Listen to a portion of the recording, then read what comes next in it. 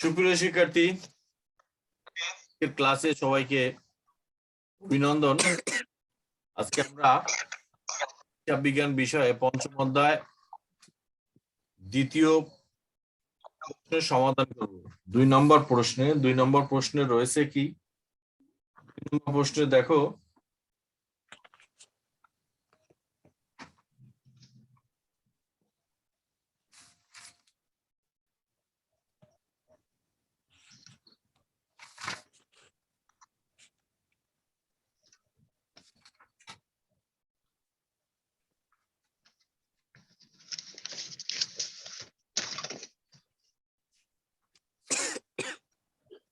Sir কি আর কি করবো না খাতা?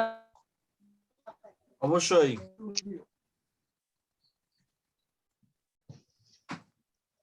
অঙ্ক করতে হবে, তো অঙ্ক না করলে হবে? নষ্ট করে দিলাম।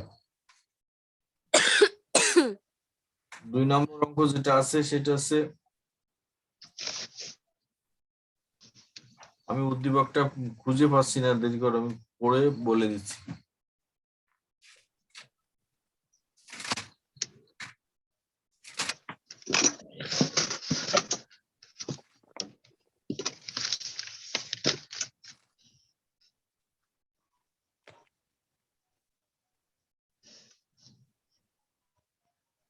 আচ্ছা, 2 নম্বর অঙ্কে দেখো বলছে কি, জনাব বাবু 2017 সালের 1 জানুয়ারি নগদ 1,70,000 টাকা, প্রতিটি 75,000 টাকা মূল্যের 2টি ফটোকপি মেশিন। তাহলে একটার দাম 75,000, দুটোর দাম 75 গুণ 2, 1,50,000 টাকা মেশিন নিয়ে কম্পোজ অ্যান্ড কপি নামে ব্যবসা চালু করেন। তাহলে তার কাজটা কি? ফটোকপি করা, তাই না? তাহলে ব্যবসা তিনি শুরু করেন। তাহলে আমাকে ক নম্বরে চাওয়া হয়েছে প্রারম্ভিক মূলধন। প্রারম্ভিক বলতে আমরা 2017 সালে 1 জানুয়ারি, তাহলে নগদ কত টাকা? নগদ নিচে 70,000 টাকা এবং ফটোকপি মেশিন দুটো, 75 গুণ করলে 1,50,000 টাকা। তাহলে এই দুটো মিলে 3,20,000 টাকা। 1 তারিখে উনি নগদ টাকা হোক, পণ্যদ্রব্য হোক, যা নিয়ে ব্যবসা শুরু করবে সেই তার প্রারম্ভিক মূলধন। 1 তারিখেরটাই কিন্তু প্রারম্ভিক মূলধন। আর সমাপনী বলতে মাস শেষে যেটা 31 তারিখে বা 30 তারিখ হতে পারে, বা যদি বছর শেষ হয় 31 ডিসেম্বর হবে, সেই জন্য। তাহলে এখানে আমার প্রারম্ভিকটা চাওয়া হয়েছে। তাহলে এই জন্য আমাদের জানুয়ারির 1 তারিখ প্রারম্ভিক, এইটা নিয়ে উনি ব্যবসা শুরু করছেন। কি ব্যবসা? Computer photocopy. তাহলে ক নাম্বার আছে 3,20,000 টাকা, এটা হচ্ছে তার প্রারম্ভিক মূল্য।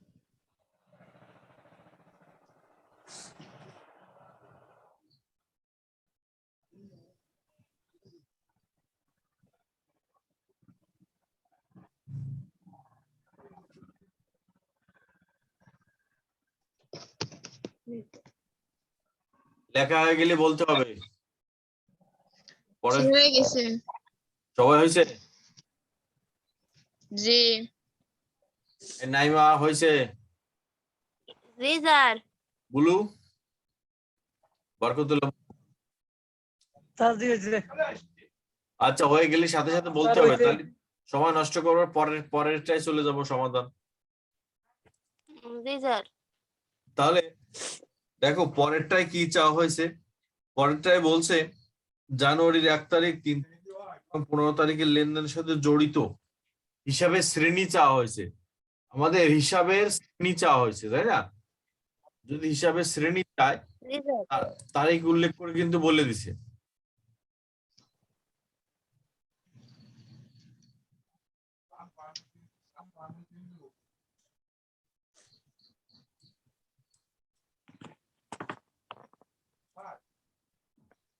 এই 1 তারিখ, 3 তারিখ, 7 আর 15 তারিখের হিসাবের শ্রেণী।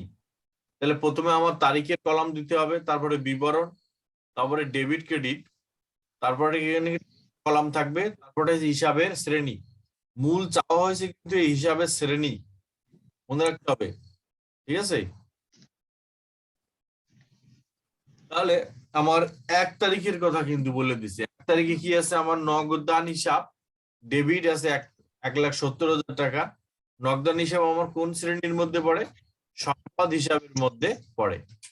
তারপরে কি বলা আছে, যেহেতু আমার ফটোকপি মেশিন, আমরা গতকাল পড়াইছিলাম, এটা হচ্ছে ফটোকপি মেশিন, প্রিন্টার, এসি, এগুলো কিসের মধ্যে যাবে? এটা যদি অফিস সরঞ্জাম হিসেবের মধ্যে যাবে, তাহলে এটা হচ্ছে অফিস সরঞ্জাম হিসাব ডেবিট, এখানে 1,50,000 টাকা। এটাও কিন্তু আমার সম্পদ হিসাবে শ্রেণীতে কোনটা যাবে? সম্পদ। এবার এই দুটো মিলেই কিন্তু আমার মূলধন, সেই জন্য আমার মূলধন হিসাবকে আমরা ক্রেডিট করব। মোট কত টাকা? ওই দুটো মিলে 3,20,000 টাকা। তাহলে হিসাবে মূলধনকে আমরা মালিকানা হিসাব আমরা লিপিবদ্ধ করব। হিসাবের শ্রেণী মূল চাওয়া হয়েছে কিন্তু হিসাবের শ্রেণী, তাহলে নগদান হিসাব সম্পদ, অফিস সরঞ্জাম হিসাব সম্পদ, মূলধন হিসাব হচ্ছে মালিকানা সত্ত্ব।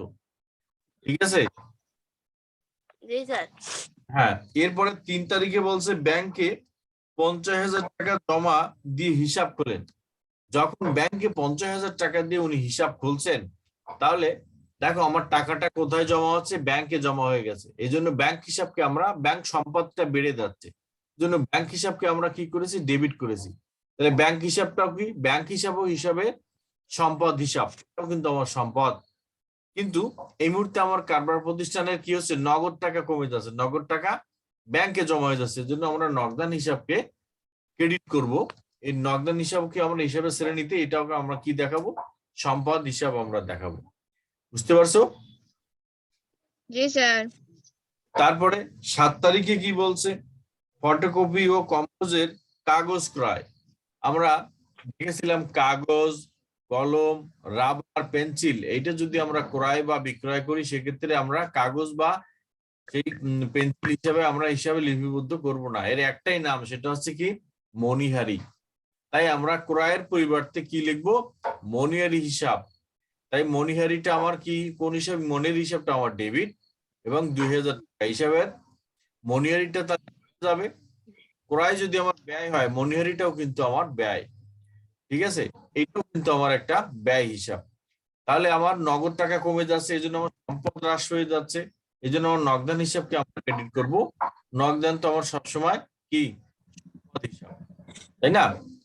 15 তারিখে 15 তারিখে দোকানের পরিচিতির জন্য এলাকায় 2,000 টাকা ব্যয়ে প্রচারপত্র বিতরণ করেন। প্রচারপত্র, তাহলে দেখো দোকানের প্রচার করা যদি, এটাও কিন্তু আমার একটা বিজ্ঞাপন। বিজ্ঞাপন, এই জন্য আমরা বিজ্ঞাপন হিসাবকে ডেবিট করব, নগদান হিসাবকে আমরা ক্রেডিট করব। বিজ্ঞাপনটা আমার ব্যয় হিসাব, নগদান হচ্ছে কি? আমার সম্পদ হিসাব। কি ঠিক আছে? জি। হ্যাঁ, এই 4টে লেনদেন লিখে ফেলো। আর এখানে যে লেনদেন বুঝছো না, সেই লেনদেন সম্পর্কে আমাকে আরেকবার বলো, আমি সেখানে অবশ্যই আলোচনা করে বলে দেবো কেন ডেবিট। তোমার আমার কথা হচ্ছে প্রশ্ন চাই আমি, কোনটা বুঝতেছি না, এইটা কেন হলো, কিভাবে হইলো, এই ধরনের প্রশ্ন আমি সবসময় চাই তোমাদের কাছ থেকে। এটা লেখার পর আবার যার যে সমস্যা আছে আমি আবার পুনরায় এটা আলোচনা করে দেব। আর লেখা হয়ে গেলে বলতে হবে, লেখা হয়ে গেলে আমাকে বলবা, আর সমস্যা থাকলে বলবা, দুইটা।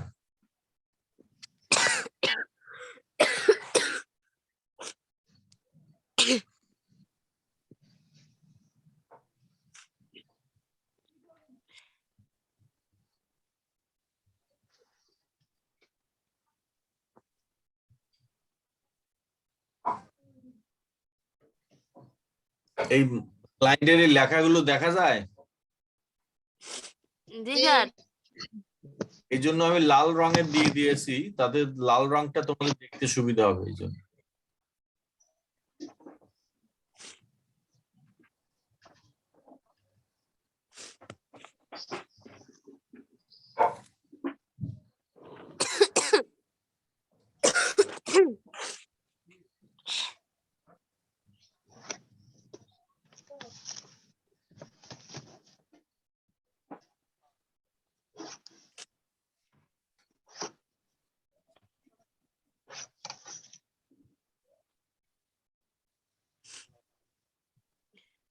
সবাই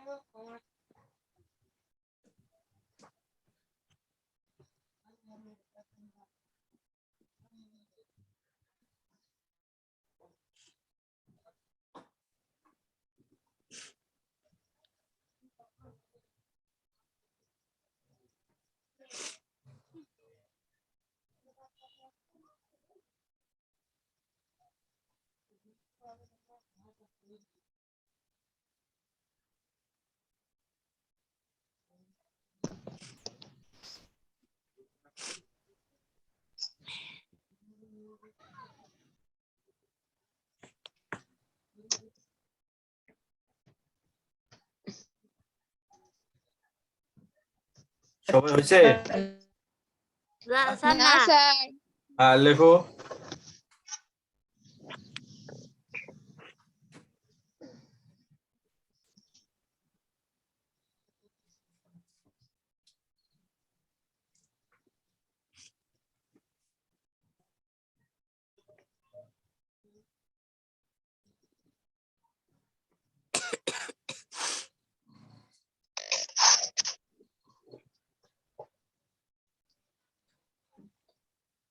স্যার আমাদের কি শনিবার স্কুল খুলবে?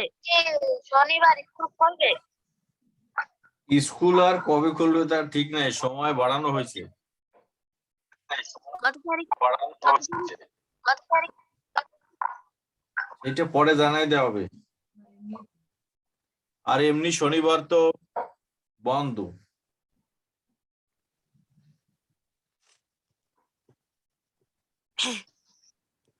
স্যার ছুটি কি 14 তারিখের মধ্যে বাড়াইছে নি? আমরা এখন পড়াশোনা নিয়ে কথা বলি, ছুটির পরে বিষয়, এই সমস্ত বিষয় আমরা পরে কথা বলবো। আগে পড়াশোনা করি, তারপর জি স্যার। সময় মতো আমি এটা জানাই দেব, কোনো সমস্যা নেই। এটাও তো স্কুল তো খোলা, এটাও তো ক্লাস হচ্ছে। তুমি বাড়িতে বসে ক্লাস করছো, আগে ক্লাস করতে কোথায়? স্কুলে এসে। এখন বাসায় বসে ক্লাস করবা, তোমার তো হচ্ছে সবকিছু, তোমার পড়াশোনা তো আর থেমে নাই। আর যদি যখন সকল তখন আমি জানাই দেব, সুতরাং এটা নিয়ে এখন টেনশন করে না।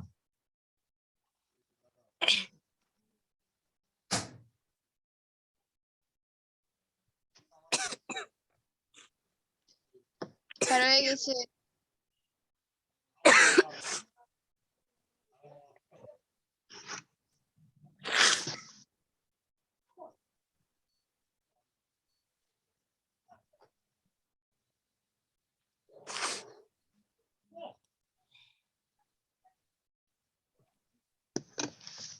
হয়েছে?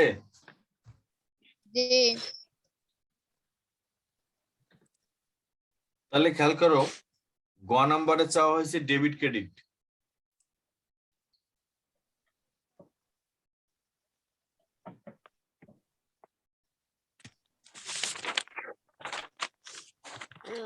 জানুয়ারি 4-24 তারিখ 30 তারিখের লেনদেন ডেবিট ক্রেডিট নির্ণয় করো।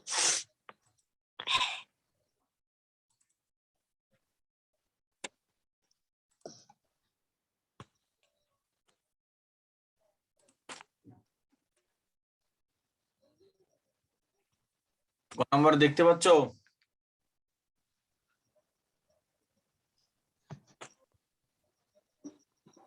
গ নাম্বার দেখা যায়? স্যার না এখনো আসি নাই।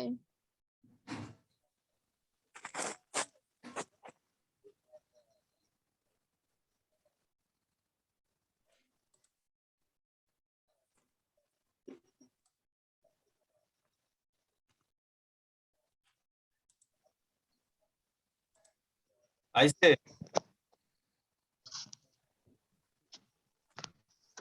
জি স্যার জি আইছে। স্যার। হ্যাঁ, তাহলে গ নাম্বারে কি বলছে? 4 তারিখ, 8 তারিখ, 24, স্যার আমার 30 তারিখ। এই 4, 8, 24, 30 তারিখে লেনদেনের ডেবিট ক্রেডিট নির্ণয় করতে বলছে। তাহলে 4 তারিখে আমার লেনদেনটা ছিল কি? দোকানের বৈদ্যুতিক মিটার লাগানোর খরচ 15,000 টাকা প্রদান করেছেন। তাহলে মিটার সংস্থাপন ব্যয় হিসাব, যেহেতু এটা আমার একটা খরচ বা এটা ব্যয়, তাহলে এটা আমার কি মিটার, এখানে আমার সরাসরি বৈদ্যুতিক মিটার লাগানো খরচ, তাহলে মানে কি মিটার সংস্থাপন ব্যয় হিসাব, এটাকে আমরা ডেবিট করব। আর যেহেতু আমার নগদ টাকা কমে যাচ্ছে, এই ব্যয় বাবদ আমার নগদ টাকা পরিশোধ করতে হচ্ছে, তাহলে সম্পদের পরিমাণ হ্রাস পাচ্ছে। কি সম্পদ সেটা? নগদান, নগদ টাকা। এই জন্য নগদান হিসাবকে আমরা ক্রেডিট করব। ঠিক আছে। জি স্যার। এবার 8 তারিখে কি বলছে? বাকিতে একটি ফ্যান ক্রয়। বাকিতে ফ্যান ক্রয়ের কথা বলা হচ্ছে। তাহলে আমরা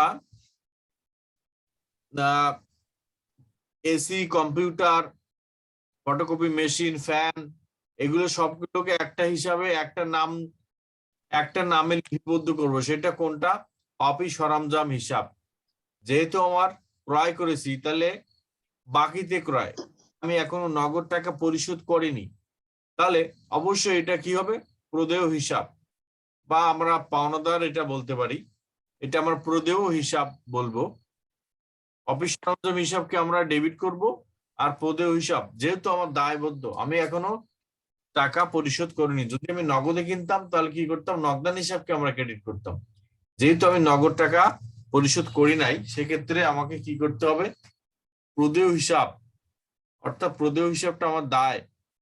এখানে আমার দায় বেড়ে গেছে, দায় বৃদ্ধি পেলে ক্রেডিট, সেক্ষেত্রে প্রদেয় হিসাবকে আমরা ক্রেডিট করব। 24 তারিখে কি বলছে? একটি ফটোকপি বাবদ নগদ পেল। যেহেতু এই ব্যবসা প্রতিষ্ঠানের কাজ হলো কম্পোজ এবং ফটোকপি, তাহলে এখানে যখন একটা ফটোকপি স্কুলের ফটোকপি করা হচ্ছে, তাহলে এই প্রতিষ্ঠানের জন্য, আমার প্রতিষ্ঠানের জন্য কি আয় হচ্ছে? তাহলে আমার এইটা বাবদ নগদ টাকা আসতেছে।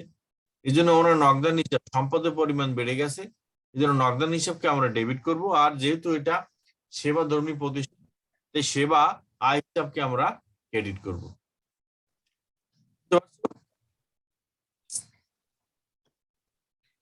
30 তারিখে বলছে কি? দোকান ভাড়া বাবদ 5,000 টাকা চেক প্রদান। আমি যদি ভাড়া পরিশোধ করি, তাহলে নগদে হলে কি করতাম? ভাড়া হিসাব আর ডেবিট, নগদান হিসাব ক্রেডিট। যেহেতু আমি নগদ টাকা দেই না, আমি কি করেছি? চেক দিয়েছি। চেক দেওয়ার অর্থ হচ্ছে ব্যাংক হিসাবে আমরা ক্রেডিট করব। এই জন্য ভাড়া হিসাব ডেবিট, ব্যাংক হিসাব ক্রেডিট। ক্রেডিট।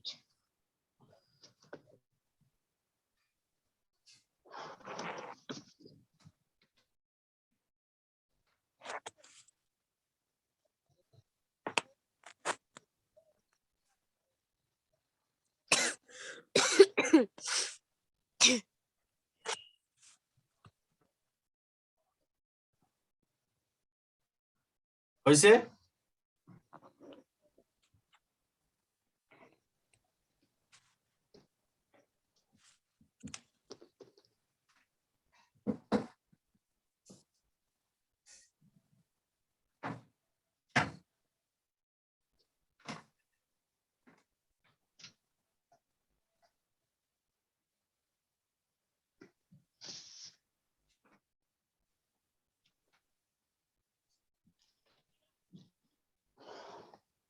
সবার লেখা হয়েছে? জি না স্যার। স্যার। বরকতুল্লাহ বুলু লেখা হয়েছে?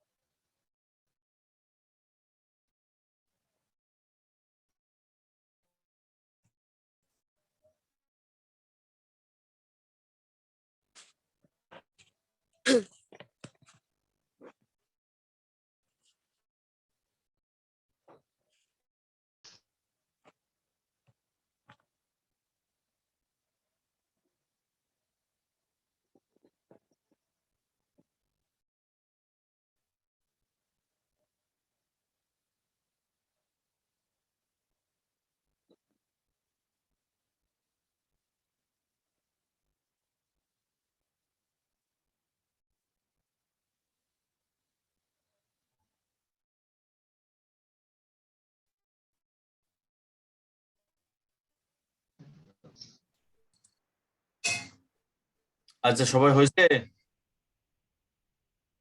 বলো। কি আছে? হ্যাঁ, জি স্যার। কারো কোনো প্রশ্ন আছে? এই অঙ্ক নিয়ে কোনো কথা আছে? কোন জায়গাটায় বোঝানো সেটা বলো। স্যার জানুয়ারি 24 তারিখটা একটু বলেন। জানুয়ারি 24 তারিখ? হ্যাঁ, জানুয়ারির কত? 24?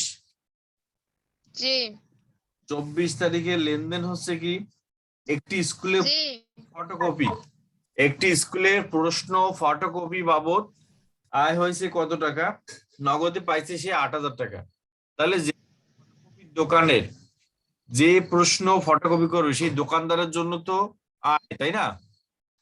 নাকি বলো, আমার কথা বলো। জি কথা না জি বললে তো আমি বুঝতে পারবো না। জি তাহলে এইটাও তো একটা কম্পোজ এন্ড কফি দোকান। তাহলে এই দোকান, এই এই প্রতিষ্ঠান কি করছে? নগদ টাকা 8,000 টাকা পেয়েছে একটা স্কুলের প্রশ্ন ফটোকপি করে দেওয়ার বাবদ। সে 8,000 টাকা পাইছে। এই 8,000 টাকা তার জন্য কি আয়? কি আয় না? জি হ্যাঁ, এই জন্য স্যার। আয়টা, আয় বৃদ্ধি পাইছে। আয় বৃদ্ধি পাওয়াতে সে ক্রেডিট। তাহলে আয়টা কি পাইছে? আমি নগদ টাকা পাইছি, তাহলে আমার সম্পদও বেড়ে গেছে।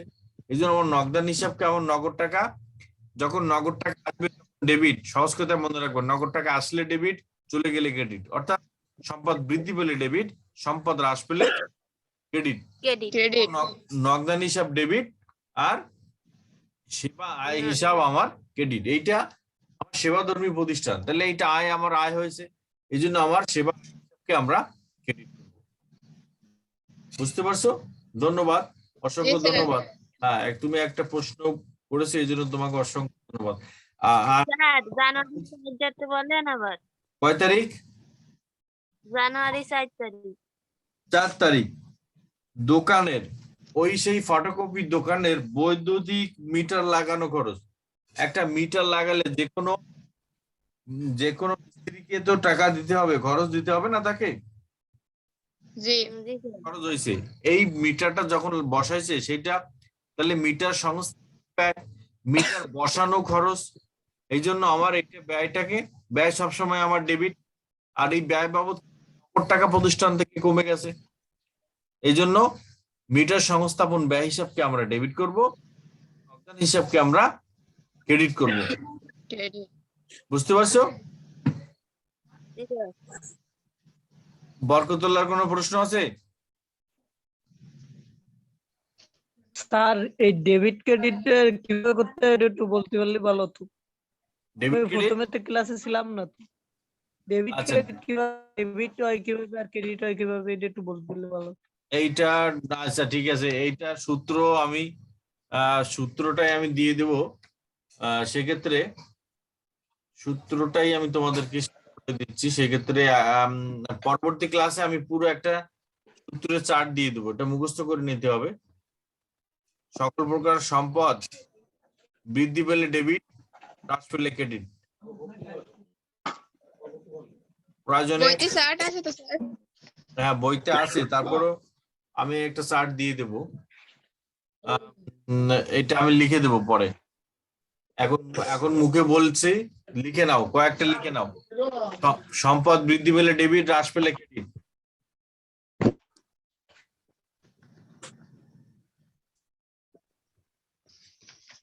সম্পদ বৃদ্ধি পেলে ডেবিট,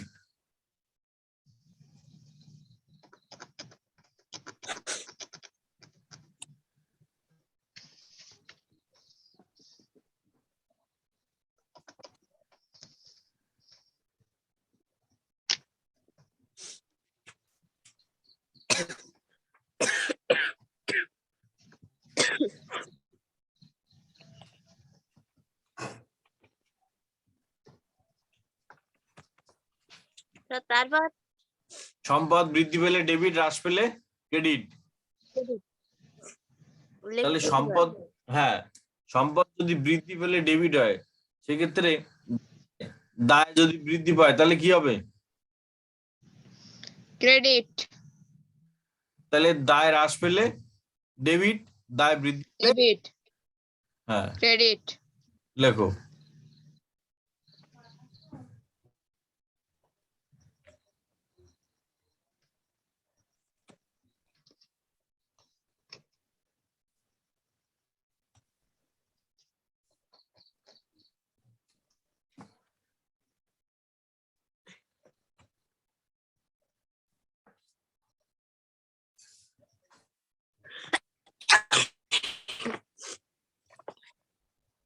স্যার দায় হ্রাস পেলে ডেবিট আর দায় বৃদ্ধি পেলে ক্রেডিট। সম্পদের উল্টো হয়ে যাবে।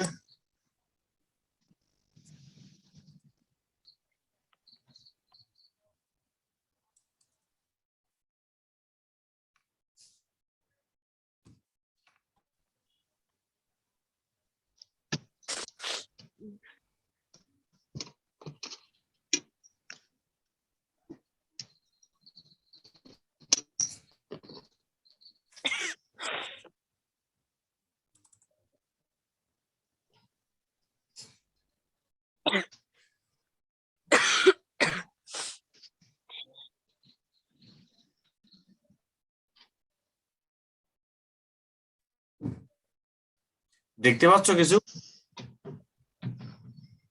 জি স্যার। দেখছো হ্যাঁ। এখানে কি দেখতে পাচ্ছ? এই যে স্যার একটা চার্টের মতন বিভিন্ন তারিখ দিয়া অধ্যায় দিয়া। তাই দেখতে পাচ্ছ?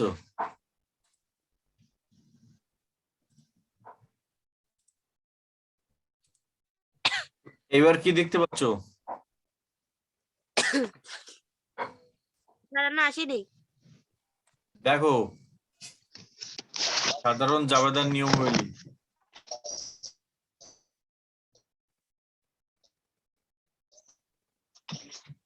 আইছে দেখতে পাচ্ছ?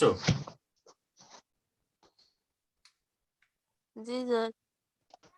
এই তো এইটা আমি দিয়ে দেবো না সবাইকে, বুঝছো? তখন এটা মুখস্থ করে নিয়ে নে, তাহলে আর কোনো সমস্যা হবে না। আর এই সংক্ষিপ্ত যেটা লিখে দিছে এটা মনে রেখে নে।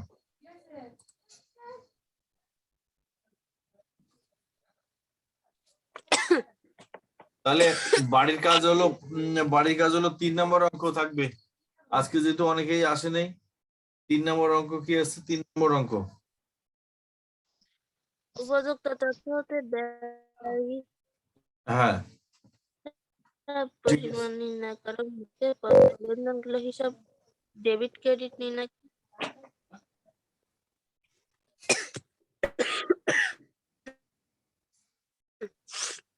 তাহলে ঠিক আছে, আজকের মতো বিদায় নেই। আজকে অনেকেই নাই, শুধুমাত্র এই কয়জন আমি বুঝতে পারছি না ওরা কেন আসছে না, আজকে লাইনেই আসে নাই।